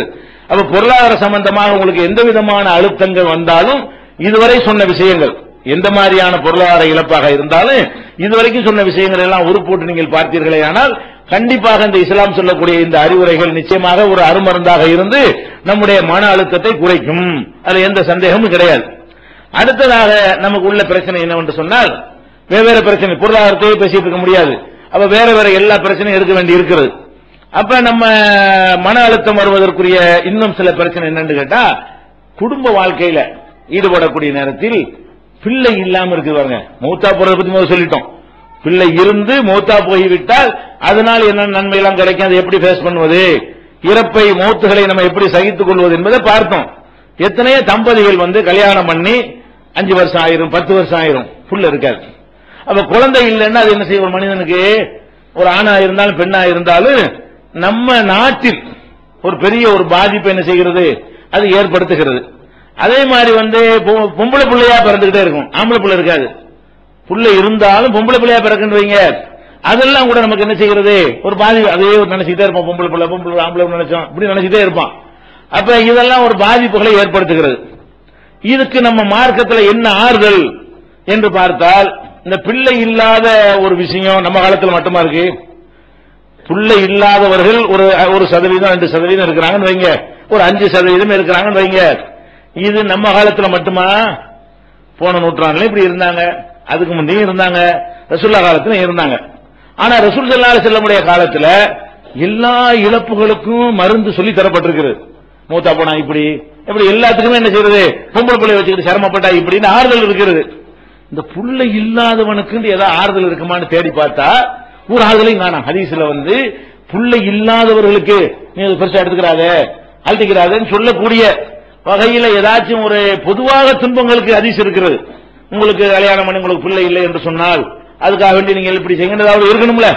எல்லாத்தையும் சொல்லக்கூடிய இந்த மார்க்கத்தில் வந்து பொதுவான விஷயங்கள் தான் கிடைக்கவே தவிர குழந்தையின்மைக்கு டைரக்டா என்ன செய்யல, ஒண்ணுமே கிடைக்கவே இல்லை. அப்ப என்னடான்னு பார்த்தோம்னு சொன்னா, அந்த காலத்தில் நம்ம நாட்டுக்கு வெளியே போயிட்டீங்கன்னு சொன்னா குழந்தை இல்லைங்கிற பஞ்சாயத்து கிடையாது. நம்ம தான் போட்டுட்டு இருக்கிற அக்கம் பக்கத்துக்காரன் போட்டு என்ன செய்யுமா, இன்னும் 5 வருஷமா சும்மா இருக்கிறியமா இவன் போட்டு இதெல்லாம் வெளிநாட்டுல கேட்க மாட்டான். இதெல்லாம் இந்த மாதிரி பொம்பளைகிட்ட கேட்கறது, ஆம்பளை இந்த பஞ்சாயத்து இந்த நாட்டில் வர்றதுதான். வேறு நாடுகள்ல இந்த நாட்டை தாண்டி விட்டாலும் சரி, நபிகள் நாயகம் காலத்துல போனாலும் சரி, எந்த ஒரு சஹாபியாச்சு வந்து அல்லாஹ்வுடைய தூதரே 10 வருஷமாச்சு புள்ள இல்ல, 20 வருஷமாச்சு புள்ள இல்லன்னு சொல்லி இருக்கிறாங்களா? அல்ல பயான் என்னைக்கா ரசூல் ஸல்லல்லாஹு அலைஹி வஸல்லம் ஹதீஸ் இருக்கும்ல, பயான்ல ரசூல் ஸல்லல்லாஹு அலைஹி வஸல்லம் மக்களே நீங்கள் பிள்ளை உங்களுக்கு இல்லாவிட்டால் கவலைப்படாதீர்கள் அப்படி 2 பேர் இருக்கத்தானே செய்வாங்க. அப்படி இருந்த ரசூல சொல்லத்தானே செய்யணும், ஏன் சொல்லலன்னு கேட்டா அது ஒரு விவகாரமாக இருக்கவில்லை. பிள்ளை இல்லை என்கிற ஒரு விஷயம் நம்ம காலத்தில் நம்ம சமூக அமைப்பில் தான் அது பெரிய பஞ்சாயத்து பூதாகரமா ஆக்கி இவன் கேட்கிறாங்கிறதுனாலதான் நமக்கு பஞ்சாயத்து வருதுனால விளங்கிருங்க. ஆளாளுக்கு போட்டு குறைச்சல் கொடுக்கிற காரணத்தினாலதான் புள்ள வேணுங்கிறானே தவிர உண்மையில வந்து அது மக்கள் ஒரு பிரச்சனையை எடுத்துக்கொள்ளலன்னு சொன்னா அவன் பாட்டுக்கு ஒரு லைட்டா எடுத்துட்டு போயிடுவான். அப்ப நம்ம மக்கள் சமூக அமைப்பு தான் நம்மளை கெடுக்கிறது என்பதற்கு ரசூல் ஸல்லல்லாஹு அலைஹி வஸல்லம் காலத்தில் இதை பத்தி ஒரு ஹதீஸே இல்லாம இருக்குதுல்ல, அது நமக்கு பெரிய ஆதாரமா இருக்கிறது. இப்ப நபி ஸல்லல்லாஹு அலைஹி வஸல்லம் நம்முடைய ஆயிஷா நாய் இருந்தாங்க, அவங்களுக்கு புள்ள இல்ல. என்னைக்காச்சும் ஆயிஷா நாய் ரசூலுல்லாஹ்ட்ட அல்லாஹ்வுடைய தூதரே எனக்கு ஒரு புள்ள இல்லாம இருக்குது, நீங்க துஆ செஞ்சீங்கன்னா உங்க மூலம் எனக்கு ஒரு புள்ளையை தருவானு கேட்டாங்களா? அல்ல யார்ட்டையாவது சொன்னாங்களா? யாராவது ஒரு ஆள்கிட்ட அந்த நீ உனக்கு புள்ள எனக்கு புள்ள இல்ல இந்த மாதிரி ஆயிஷா நாய் பேசி இருக்கிறாங்களா? இப்படி நிறைய சஹாபாக்கள் சொர்க்கத்திற்கு நற்செய்தி சொல்லப்பட்ட பல சஹாபாக்கள். இப்ப ரசூலுல்லாஹ்வுடைய மகள் உம்மு குல்சும் இருக்கிறாங்க, சொன்னோம், அவங்களுக்கு பிள்ளை இல்லாம தான் மௌத்தா போனாங்க. அப்படியாக வந்து பிள்ளை இல்லாமல் இருக்கிறது ஒரு பெரிய விஷயமாவே இருக்க கிடையாது. ரசூல் ஸல்லல்லாஹு அலைஹி வஸல்லம் காலத்திலையும் இன்றைக்கும் உலகத்தில் வேற பகுதிகளில், இந்த இந்தியாவுக்கு வெளியே அமெரிக்காவுடைய ரஷ்யாவுடைய வேற எந்த மதத்துக்கான கேளுங்க, பிள்ளை இல்லைங்கிறத ஒரு விவகாரமா எடுக்கிறான். அவன் எடுக்கிறதே கிடையாது. வந்தா வளர்க்கிறான், அதை கூட சிரமமா நினைக்கிறான். எங்கேயாவது சிறுவர்கள் காப்பகத்தில் உன்னை விட்டு என்ன செய்யறான், அவன் பாட்டு ஜாலியா சுத்திட்டு இருக்கிறான். அப்ப பிள்ளைங்கிறது ஒரு விவகாரமாக நம்ம வந்து நம்மளா உண்டாக்கி கொண்டிருக்கிறோம். குழந்தை இல்லை என்பது என்ன கிடையாது, அது ஒரு பெரிய விவகாரமாக வந்து நபி ஸல்லல்லாஹு அலைஹி வஸல்லம் காலத்தில் இருந்தது இல்லை. ஆனா பொதுவா என்ன சொல்லப்படுது, அந்த விதி எடுப்பு அல்லாஹ் யஹபுலி மன் யஷாஉ ذுகுர், நாடியவர்களுக்கு அல்லாஹ் ஆண் பிள்ளையை கொடுப்பான். வ யஹபுலி மன் யஷாஉ இனாசா, நாடியவர்களுக்கு பெண் பிள்ளைகளை கொடுப்பான். அல்லது அவ் ஸபிஜுஹும் ذுக்ரான வ இனாசா, அல்லது ஆணும் பெண்ணும் குழந்தைகளுமாக கலந்தும் கொடுப்பான். வ யஜாலு மன் யஷாஉ அகீமா, நாடியவர்களை பிள்ளை பெற இல்லாதவர்களாகவும் அல்லாஹ் ஆக்கி விடுவான் அப்படின்னு சொல்லி ஒரு பொதுவான ஆறுதல் எதுல இருக்கிறது, குர்ஆன்ல இருக்கிறது. சரி, அல்லாஹ் நாடல இருக்கு, அதான் இருக்கே தவிர இந்த குழந்தை இல்லைங்கிறது நம்மளை எப்படி உறுத்துகிறதோ, எவ்வளவு அழுத்தமாக இருக்கிறதோ நினைச்சு நினைச்சு மருகி சாவுறாங்க. குழந்தை இல்லை என்கக்கூடியவர்கள் வந்து அந்த மாதிரி நினைக்கக்கூடிய ஒரு காட்சியெல்லாம் பார்க்கிறோம். அது வந்து சமூகத்தினால் நமக்கு வந்தது. எத்தனையோ உபாதைகள், எத்தனையோ குறைபாடு இருக்கு. ஒருத்தன் குருடனா இருக்கிறான், அதை சகிச்சுட்டானே அவன் டெய்லி அதை பத்தியே நினைச்சுட்டே இருக்கிறான். அது மாதிரி குழந்தை இல்லாமல் போவதற்கு வந்து பல காரணங்கள் இருக்கும். அதுல வந்து பெண்ணிடத்தில் இருக்கக்கூடிய ஊனம், உள் உறுப்புல ஊனம், ஒரு ஆணிடத்தில் இருக்கக்கூடிய ஒரு ஊனம்னா கைகால் இல்லாம இருக்கிறது மட்டும் ஊனம் கிடையாது. குழந்தையை உற்பத்தி செய்வதற்கான உயிரணுக்கள்ல குறைபாடு இருக்குமே, ஆனால் அது ஒரு ஊனம் தான். அப்ப குழந்தைகளை வளர்ப்பதற்கு உரிய அமைப்புல கர்ப்பப்பையிலேயோ சினை முட்டையிலேயோ குழப்பம் இருக்குமே, ஆனால் அது ஒரு வகையான ஊனம் தானே, உள் ஊனம். அப்ப உள் ஊனம் இருக்குது என்கிற அடிப்படையில் அதை எடுத்துக்கொண்டோமே, ஆனால் சரி, இதை கொண்டு அல்லாஹ் என்ன செய்யறான், நமக்கு பொதுவான சபூர் செய்வதற்கு சொன்னாங்க இல்லையா? எந்த ஒரு துன்பத்தை உங்களுக்கு அல்லாஹ் தந்தாலும் அதுக்கு அங்க பிரதிபலன் கிடைக்கிறது, உங்களுக்கு கூலி இருக்கிறது என்கிற அடிப்படையில் நம்ம என்ன செய்யணும், அதை ஆறுதல் படுத்திக் கொள்ள வேண்டும். இது ஒரு விஷயம். அது போக நம்ம நாட்டில் வந்து இந்த கல்லானாலும் கணவன் புல்லானாலும் புருஷன்ற ஒரு மென்டாலிட்டி இருக்கு பாருங்களேன், அதுவும் இதுக்கு காரணம். இப்ப 2 தம்பதி இருக்கிறாங்க, ஒரு புருஷன் பொண்டாட்டி இருக்கிறாங்க. அவங்களுக்கு புள்ளதான் மஸ்ட் ஒரு பொம்பளை நினைக்கிறான், அந்த ஆம்பளை நினைக்கிறான். அப்ப ஒரு மருத்துவ டெஸ்ட் பண்ணும் பொழுது ஆம்பளைட்ட அந்த குழந்தையை உருவாக்கக்கூடிய உயிரணுல என்ன இருக்குது, அதுல பிரச்சனை இருக்குன்னு வருகிறது. அப்ப என்ன வாங்கினேன், பொம்பளைக்கு குழந்தை வேணும், ஆம்பளைட்ட கோளாறு இருக்கிறது. அல்லது சில குடும்பத்தில் ஆம்பளையில வந்து பிரச்சனை இருக்காது, பெண்ணிடத்துல என்ன செய்யும், கோளாறு இருக்கும். இந்த நேரத்தில் வந்து அவங்க என்ன முடிவு எடுக்கலாம், சரி எனக்கு கோளாறு இருக்குது, உனக்கு கோளாறு இல்ல, அட்ஜஸ்ட் பண்ணி கொண்டு நம்ம குழந்தை இல்லாமையே நம்ம இருந்து கொள்வோமே என்று நினைப்பார்களே, ஆனால் பிரச்சனை இல்லை. அதுதான் குழந்தை தான் பிரச்சனை என்கிற அளவுக்கு இருக்குமே, ஆனால் அதை நினைச்சு மறுக அவசியம் கிடையாது. என்ன செய்யலாம், இவனுக்கு ஒரு குழந்தை தரக்கூடிய ஒரு வாழ்க்கையை இவன் தேர்ந்தெடுத்துக் கொள்ளலாம். அக்ரிமெண்ட் போட்டு நமக்குள்ள சரி வரல, எனக்கு ஒரு குழந்தை வேண்டி இருக்கிறது, அல்ல உனக்கு ஒரு குழந்தை வேணும், என்னால ஒன்னு குழந்தையை உண்டாக்க முடியல, நீ ஒரு நல்ல வாழ்க்கை அமைத்துக் கொள், உனக்கு குழந்தை தான் வேண்டும் என்று சொன்னால் ஒரு நல்ல வாழ்க்கை அமைத்துக் கொள் என்று சொன்னால் இவன் குழந்தை தேவையில்லை என்று எத்தனை பெண்கள் இருப்பாங்க. அந்த மாதிரி ஒரு பெண்ணோட இவன் வாழ்க்கை நடத்தி என்ன செய்யலாம், சந்தோஷம் இவன் அனுபவித்துக் கொள்ள முடியும். அவள் ஒரு குழந்தை தான் வேணும்னு நினைச்சாங்க செய்து கொள்ள முடியும். அப்ப இந்த மாதிரி எல்லாம் ஒரு மாற்று தீர்வுகள்லாம் இருக்கிறது. நம்ம நாட்டில் அது என்ன இல்ல, அது நம்ம சமூக அமைப்பு ரசூலுல்லாஹ் காலத்துல செய்வாங்க. அந்த காலத்துல பெரிய விஷயமே இல்ல. நம்ம காலத்துல அதெல்லாம் யோசிக்கிற காரணத்தினாலேயும் ஒரு மன அழுத்தம் வருகிறது. அதனால இன்னைக்கு மருத்துவ ரீதியா நம்ம சோதனை எல்லாம் பண்ணி பார்த்த பிறகு இவர்கிட்ட தான் குறை இருக்குது. ஆனா பெரும்பாலும் ஒரு 1000ல் ஒருத்தருக்கு அந்த மாதிரி குறை இருக்கும். மீதி உள்ளவங்க எல்லாம் சரி பண்ணக்கூடிய குறைகளா தான் இருக்கும். மீதி உள்ளவங்க என்னவா இருக்கு, சரி செயற்கை டியூப்ல வச்சு கருத்து இருக்கிற முறையில் வைக்கிறது, அந்த மாதிரி எடுத்து வளர்த்து கருவறையில் வைக்கிறது, இத்தனை நவீன முறைகள்லாம் வந்து விட்டது. அதுல மார்க் அனுமதிக்கிற முறைகள்லாம் இருக்கிறது. அதுவும் தாண்டி நமக்கு இல்லை என்று வறுமையானால் அப்ப நம்ம என்ன செய்யணும், பொதுவாக மார்க்கம் சொல்லக்கூடிய ஒரு ஆறுதல். என்ன ஆறுதல், எந்த மாதிரி துன்பம் உங்களுக்கு வந்தாலும் அதுக்கு அங்க கூலி இருக்கிறது. கண்ணை எடுத்தா சொர்க்கம் தருவேங்கிறான் அல்ல, கண்ணுக்கு கூலி சொர்க்கம்ங்கிறான். ஒரு 2 பிள்ளைய நீ பறி கொடுத்தேன்னு சொன்னா அந்த பிள்ளைய உன்னைய சொர்க்கத்துக்கு இழுத்துட்டு போயிரும் நபி ஸல்லல்லாஹு அலைஹி வஸல்லம் சொல்றாங்க.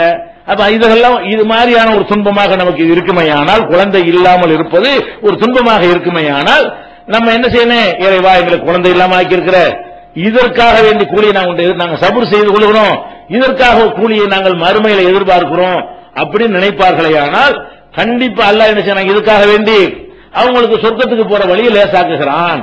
அமல்கள் மூலமாக போவதை விட இந்த மாதிரியான காரணங்கள் ஒரு சீக்கிரமாக என்ன செய்ய முந்தி கொண்டு செல்லக்கூடிய நிலையில ஏற்படும் என்று கடைசியா எல்லா வைத்தியம்லாம் பண்ணி பார்த்து விட்டு யார் 2 பேருக்கும் சரியில்லை, உங்களுக்கு குழந்தையை பிறக்காதுங்கிற அளவுக்கு ரிப்போர்ட் வந்து விட்டது என்று சொன்னால் அப்ப என்ன செய்ய வேண்டியதுதான், இப்படி செய்ய வேண்டியது. அது போக அல்லாஹ் நாடினால் அதையும் மாற்றும், அதையும் வழங்கணும். ஜக்கரியா நபிக்கு மாத்திர மாதிரி பிரார்த்தனையில் நம்பிக்கை வைத்துக் கொண்டிருக்க வேண்டும். ஜக்கரியா நபி தள்ளாத வயசாச்சு, அவங்க மனைவி எல்லாம் அந்த மாதவிடையெல்லாம் நின்று போய் பிள்ளையெல்லாம் பெற முடியாதுங்கிற அளவுக்கு ஆயிட்டாங்க. எந்த டாக்டர் போய் கேட்டாலும் பிள்ளை பெற மாட்டாங்கன்னு சொல்லுவாங்க. ஜக்கரியா நபியுடைய மனைவியை போய் கேட்டோம்னா அவர் அப்படித்தானே சொல்றாரு, நான் கிழவனா இருக்கிறேன், என் மனைவி அந்த மாதிரி இருக்கிறாங்க, எங்களுக்கு எப்படி பிள்ளை பிறக்கும் அப்படிங்கிறாங்க. இப்ராஹிம் நபியுடைய மனைவி அப்படித்தான் சொன்னாங்க, உங்களுக்கு குழந்தை பிறக்கும் நற்செய்தி சொல்லும் பொழுது அலிதுவான அஜூசும், நான் கிளவியா இருக்கேன் எனக்கு பிள்ளை பிறக்குமா, கிளவியா இருக்கேன்னு என்ன அர்த்தம், குழந்தை பெறுவதற்கு கிழவனுக்கு குழந்தை பிறக்கும், கிளவிக்கு பிறக்காது. கிழவனா இருந்தாலும் என்ன செய்யும், குழந்தை பிறப்பதற்கு அவனுடைய உயிரணு தான் வேண்டும். ஆணுக்கு அது பிரச்சனை இல்லை. பெண்களுக்கு குழந்தை பெறுவதாக இருந்தால் அவங்களுக்கு அந்த மாதவிடாய் வந்து கொண்டிருக்க வேண்டும். அப்பதான் சினை முட்டை உற்பத்தி ஆகி கொண்டிருக்கும். அந்த முட்டை உற்பத்தி ஆகிற காலத்தில் தான் பொம்பளையால பிள்ளை பெற முடியும். கிழவனுக்கு பிள்ளை பிறக்குமாண்டா யாருக்கும் டவுட் வராது, கிழவிக்கு பிறக்குமான்னு டவுட் வந்துடும். எப்படி பிறக்க அந்த பருவத்தை கடந்துட்டாங்களே.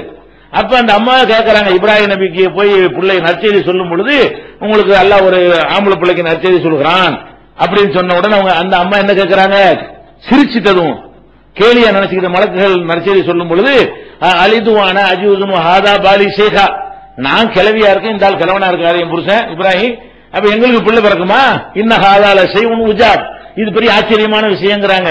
அப்ப அல்லாஹ் அதுக்கு என்ன பதில் சொன்னா, கதாலிக்கு அப்படித்தான் பிறக்கும், நான் சொல்லிட்டா பிறக்கும், நான் நினைச்சது பிறக்கும் அப்படின்னு சொல்லி குழந்தையை கொடுத்தான். அப்ப நீங்கள் மருத்துவமே கைவிட்டு விட்டால் கூட குழந்தை பிறப்பதற்குரிய சாத்தியமே இல்லை. நில் ரிப்போர்ட் வந்துருச்சு, நில் போட்டு வந்துருச்சு, எந்த சாத்தியமும் இல்லைன்ட்டான். ஆனா போராட்டம் அல்லாட்ட முறையிட வேண்டியதான். அல்லா நாடினால் எல்லாம் உண்டாக்குவான். ஜக்கரியா நபியுடைய மனைவிக்கு உண்டாக்குன மாதிரி, இப்ராஹிம் அலைஹிஸ்ஸலாமுடைய மனைவிக்கு உண்டாக்குன மாதிரி அதையும் உண்டாக்குவான். நம்பிக்கையோடு நீங்க அல்லாட்ட பிரார்த்தனை செய்யுங்க.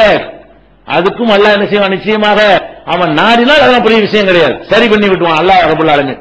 அந்த நம்பிக்கையோட கேட்க வேண்டும். ஒன்று கேட்டும் வரவில்லை என்று சொன்னால், இறைவா நாங்கள் இது சபூர் செஞ்சு கொள்றோம், எல்லாரும் குழந்தையை கொஞ்சம் மகிழ்ந்து சந்தோஷமா இருக்கிறார்கள், எங்களுக்கு அந்த வாய்ப்பு இல்ல, எங்களுடைய தள்ளாத வயசுல கவனிப்பதற்கு கூட ஒரு பிள்ளை இருந்தா எங்களுக்கு நல்லா இருக்கும், அதெல்லாம் இல்லாம இருந்து எங்களுக்கு சிரமம் ஏற்படும், நீ அதுக்கு இதுக்கெல்லாம் எங்களுக்கு மறுமையில கூலியாக்கி தந்துவிடு அப்படின்னு அவங்க நினைத்துக் கொண்டு சபூர் செய்வார்களே. ஆனால் அவங்களுடைய மறுமை வாழ்க்கை என்ன செய்யும், சிறப்புக்குரியது அமையும் என்பதையும் கருத்தில் கொண்டோமே. ஆனால் பிள்ளை இல்லைங்கிற ஒரு பஞ்சாயத்தாகுமா, ஆகாது. ஏற்கனவே சொன்ன பொதுவான அந்த ஆறுதல்களையும் சேர்த்துக் கொண்டீர்களே, ஆனால் அது ஏற்படவே செய்யாது. அடுத்து என்னன்னு கேட்டா, பஞ்சாயத்து பொம்பளை பிள்ளை பிறந்த உடனே அந்த காலத்துல அரபிகள் மூஞ்சிலாம் கருத்து போயிருமா, அல்லா சொல்லி காட்டுறான், இதா புஷிர் அகதுகும் பில் உன்சா லல்ல வஜுஹு முஸ்வத்தா, ஒருத்தனுக்கு பொம்பளை பிள்ளை பிறந்துச்சுன்னு செய்தியை சொன்னோன்னு மூஞ்சி கருத்து போயிருமா.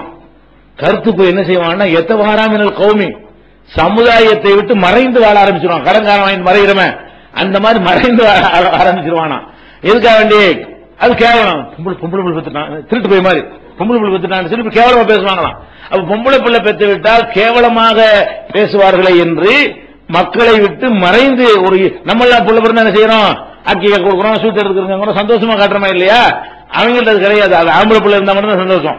பொம்பளை பிள்ளை பிறந்துச்சுன்னு சொன்னா அவன் என்ன செய்வான், அது பெரிய இந்த கேவலமான ஒரு இழிவு ஏற்பட்ட மாதிரியும் அப்ப ஓடி ஒளிய ஆரம்பித்துக்கணும். கொஞ்ச நாள் தலையை காட்ட மாட்டான். பொம்பளை பிள்ளை பெற்றுட்டாண்டு ஒரு சமூகத்தில் சொன்னா அது பயங்கரமான ஒரு கேவலமான ஒரு இழிவு அப்படின்னு நினைத்தார்களே. அந்த மாதிரி காலமா இது? உயிரோட புதைக்கிற காலமா இல்ல. அப்ப நமக்கு அல்லாஹ் வந்து பொம்பளை பிள்ளையை தந்துட்டான் என்பதற்காக வேண்டி நம்ம யாரு சிறந்த நமக்கு தெரியுமா? ஆம்பளை பிள்ளை தான் நமக்கு வந்து நல்லதை செய்வான், பொம்பளை பிள்ளைன்னா ஒண்ணு ஆகாது நம்ம நினைக்கிறோம். அல்லாஹ்வுக்கு இம்ரானுடைய மனைவி என்ன பண்ணாங்க, வயிற்றுல ஆம்பளை பிள்ளை இருக்குன்னு நினைச்சுதான் நேர்ச்சி பண்ணாங்க. அல்லாஹ் வேண்டா பொம்பளை பிள்ளையை கொடுத்து அந்த பொம்பளையை தான் உலகத்து பெண்களுக்கெல்லாம் முன்மாறிட்டான்ல. அல்லாஹ் வந்து இம்ரானுடைய மனைவிக்கு என்ன செஞ்சான், வயிற்றுல குழந்தையை சுமந்து கொண்டு இறைவா அந்த குழந்தைய உன்னுடைய ஆலயத்துக்கு நான் அர்ப்பணிக்கிறேன் நேர்ச்சி செஞ்சார்கள். ஆம்பளை பிள்ளை நினைச்சுக்கிட்டு பெற்றது பொம்பளை பிள்ளை. பிள்ளைச தக்கர கல் முன்சா, ஆம்பளை பிள்ளை பொம்பளை பிள்ளை சமமாமா, பொம்பளை பிள்ளையை கொடுத்துட்டியே நான் என்ன பண்ணுவேன்டாங்க. கடைசியில் என்னாச்சு, அல்லாஹ் என்ன சொல்றான், அந்த அம்மாவைத்தான் மரியமைத்தான் எந்த பொம்பளை பிள்ளை பிறந்துச்சுன்னு வருத்தப்பட்டாங்களோ அவங்கதான் மூமின்களுக்கெல்லாம் முன்னுதாரணம். அல்ல ரெண்டு பெண்களை எல்லாம் முன்னுதாரணமாக்குறான். ஒன்னு பிறவனுடைய மனைவி, இன்னொரு யாரு, மரியம் அம்மடத்தை இம்ரான் அல்லத்தி அஹசனத்து ஃபர்ஜஹா. அப்ப இம்ரானுடைய மகள் வந்து மரியமையும் மூமின்களுக்கு முன்னுதாரணம் ஆக்கியிருக்கிறான். அப்ப நமக்கு தரக்கூடிய பொம்பளை பிள்ளை என்ன மாதிரி அல்லாஹ் படைச்சிருக்கானோ அது எவ்வளவுக்கு நம்ம பக்கபலமா இருக்க போகுதோ. நம்ம ஆம்பளை பிள்ளையை பெற்று அவன் கஞ்சி ஊத்தாம உன்னை முதிர் உள்ளது சேர்த்தாலும் சேர்த்துருவான். இந்த பொம்பளை பிள்ளை உன்னை காப்பாற்றக்கூடியதா இருக்கும். யாரு கண்டா அவனுக்கு? அப்ப நீ ஏன் வெறுக்கிற பொம்பளை பிள்ளைய? அப்ப நீங்கள் எத்தனை விஷயத்தை வெறுப்பீங்க? நன்மையாக இருக்கும். நீங்கள் விரும்பக்கூடியது என்னவா இருக்கும்? கெட்டதாக இருக்கும். நீங்கள் கெட்டதை விரும்பி விடுவீர்கள். ரப்புல் ஆலமீன் வந்து நமக்கு பொம்பளை பிள்ளையா தந்துகிட்டு இருக்கான்னு சொன்னா நம்ம என்ன பண்ண வேண்டி இருக்கிறது? சரி, இது அதான் அல்லாஹ் கயிறு நாடி இருக்கிறான், அல்லாஹ் நீ செஞ்சா நல்லா தான் இருக்கு, இது நல்லதாக்கி வை அப்படின்னு சொல்லி எந்த வெறுப்பும் காட்டாம, பொம்பளை பிள்ளைன்னு கரிச்சு கட்டாம, பொம்பளை பிள்ளைன்னு திட்டி குவிக்காம, அதை வந்து இழிவுபடுத்தாம நல்ல முறையில் அன்போடும் அரவணைப்போடவும் அதை வளர்த்து நம்ம ஆளாக்கணும் என்று சொன்னால் அதுக்கு ரசூல் ஸல்லல்லாஹு அலைஹி வஸல்லம் சொல்றாங்க, மன் ஆல ஜாரியத்தைனி, இரண்டு பொம்பளை பிள்ளைகளை அழகுற வளர்த்து ஹத்தா தபுலுகா பருவ வயசு அடையும் வரை அழகான முறையில ஒருவன் வளர்ப்பானையானால், அவன் பிள்ளையத்தான் வளர்க்கிறான், அனாதை பிள்ளைய வளர்க்கல, அவன் பெற்ற ரெண்டு பொம்பளை பிள்ளைய வளர்ப்பானையானால் ஜா யௌமுல் கியாமத்தி அன வஹுவ, கியாமத்து நாள்ல நான் அவன் இப்படி இருப்போம். ஒரு லம்மா அனாதைக்கு சொன்னாங்க, அந்த மாதிரி சொல்றாங்க, ஒரு லம்மா அசாபியஹு, ரெண்டு விரல்களை சேர்த்து காட்டி இந்த மாதிரி நான் அவனு கிட்ட இருப்போம், எனக்கு பக்கத்துல அவனை வச்சுக்கிருவேன்.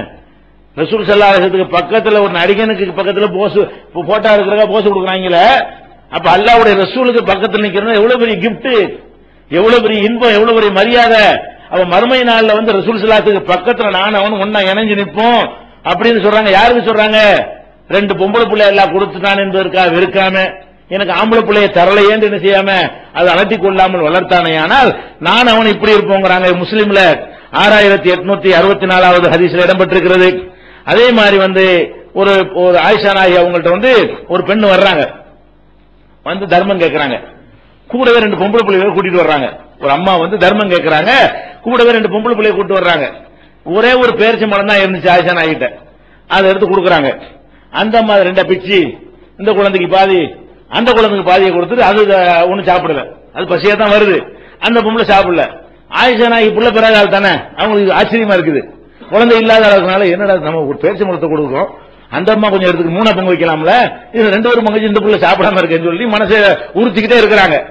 அந்த அம்மா போன பிறகு ரசூல்லா வர்றாங்களா, ரசூல்லாட்ட ஆச்சரியமா சொல்றாங்க, அல்லாஹ்வுடைய தூதர் ஒரு அம்மா வந்துச்சு, ஒரு பேரிச்சம்பழத்தை கொடுத்தேன், அவங்க சாப்பிடாம ரெண்டா பங்கு வச்சு பிள்ளைகளை கொடுத்துட்டாங்க அப்படின்னு சொன்ன உடனே அப்ப ரசூல் ஸல்லல்லாஹு அலைஹி வஸல்லம் சொல்றாங்க, அப்ப சொல்றாங்க, மணிவு துளிய மின் ஹாதிஹில் பனாத்தி பிஷையின், இந்த பெண் குழந்தைகளை கொண்டு யார் சோதிக்கப்படுகிறானோ, பெண் குழந்தையை வளர்த்து ஆளாக்குறது பெரிய சோதனை, பெரிய கஷ்டம், அந்த மாதிரி சோதிக்கப்படுகிறானோ புன்னலகு சித்திரம் என்னார், அந்த பெண் குழந்தைகள் அவனை நரகத்திற்கு செல்வதை விட்டும் தடுக்கக்கூடிய திரையாக அமைவார்கள். நரகத்துக்கு செல்லா பொம்பளை பிள்ளை நல்லபடியா வளர்த்தியில அந்த பொம்பளை பிள்ளை நல்லபடியா வளர்த்த காரணத்தினால் அதுவே உன்னை நரகத்துக்கு செல்வதை தடுக்கும் என்று நபி ஸல்லல்லாஹு அலைஹி வஸல்லம் சொன்ன செய்தி புகாரியில 1418வது ஹதீஸில் இருக்கிறது. இதே இது புகாரியில் 5995வது ஹதீஸில் இருக்கிறது. அதனால அந்த பொம்பளை பிள்ளையா இருக்கு, அதனால பஞ்சாயத்தே கிடையாது. அல்ல பொம்பளையை ஆம்பளை பிள்ளை தந்தா அல்ஹம்துலில்லாஹ், பொம்பளை பிள்ளை தந்தாலும் அல்ஹம்துலில்லாஹ், தரலையா அதுல ஒரு கைரல்ல நாடி இருப்பான், அதுல அவல்ல ஏதோ சிறப்பை வைத்திருப்பான் அப்படின்னு எடுத்துக்கொள்வதன் மூலமாக இந்த பிரச்சனையை நம்ம லைட்டாக எடுத்துக்கொள்ள முடியும். இதற்கு தீர்வு இருக்கிறது. இன்னும் நம்ம சந்திக்கக்கூடிய பல பிரச்சனைகள் இருக்கிறது. இன்ஷா அல்லாஹ் அதை வேக வேகமா பார்க்கணும். நாள் குறைவா இருக்கிற காரணத்தினால வேக வேகமா இன்ஷா அல்லாஹ் நாளிலிருந்து பார்ப்போம்.